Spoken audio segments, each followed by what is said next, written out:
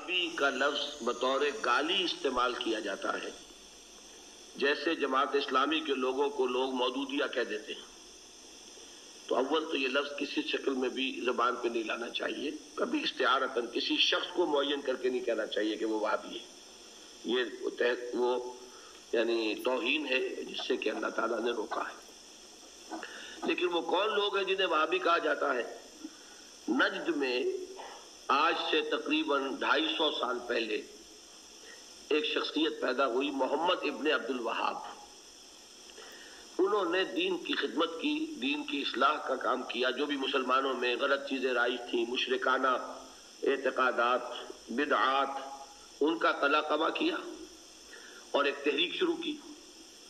اس کا پھر معاہدہ ہو گیا آل سعود کے ساتھ کہ آل سعود ایک ابھرتا ہوا قبیلہ تھا یہ، تو ان دونوں کا معاہدہ یہ ہو گیا کہ ہم مل جل کر کام کرتے ہیں، اگر حکومت کو ہم قائم کر لیں تو اس کی حکومت، اس کا انتظام جو ہے دنیاوی وہ آل سعود کے پاس رہے گا، اور اس کے دینی معاملات جو ہیں وہ آل شیخ کہلاتے ہیں، وہ اب شیخ محمد بن عبد الوہاب کے خاندان کے پاس۔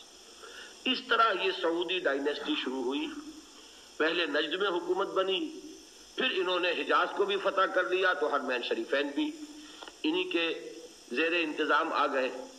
تو یہ جو ایک سلسلہ چلا ہے، تو اب ان میں محمد ابن عبد الوہاب رحمۃ اللہ علیہ نے جہاں بہت اچھے کام کیے، وہاں ایک پہلو ایسا بھی تھا جس پہ اختلاف پیدا ہوا۔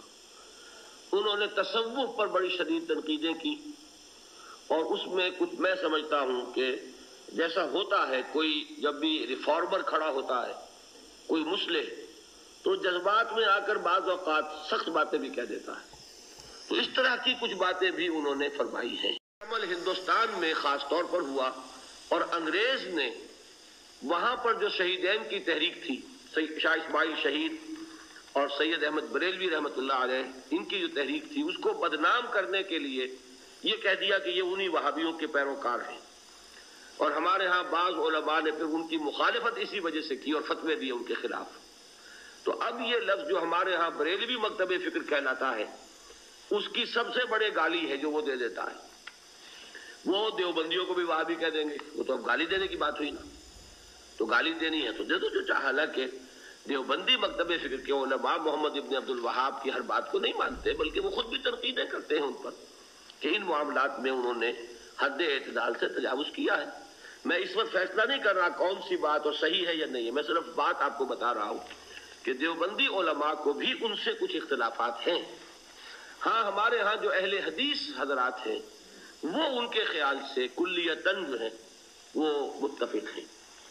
اب ہمارے ہاں کیا ہوتا ہے کہ جس کو بھی بدنام کرنا ہو عوام کی نگاہوں میں، اسے کہہ دو وہابی ہے، اس کا ایک لطیفہ بھی بیان ہوتا ہے، جبکہ ہندو بھی تھے، اور ہمارے پاکستان میں کہتے ہیں کہ ایک جگہ پر کوئی بنیا تھا، وہ مولوی صاحب جو تھے وہ اس سے سودا لیتے رہتے تھے قرض پر۔ ایک موقع پہ آ کے بنیا نے کہہ دیا کہ مولوی صاحب اب آپ کو میں سودا مزید نہیں دوں گا، پہلا حساب چکا دیجیے۔ تو انہوں نے واعظ میں کہہ دیا کہ فلاں شخص سے شنکر لال سے اب سودا نہ لو مسلمانوں، وہ وہابی ہو گیا۔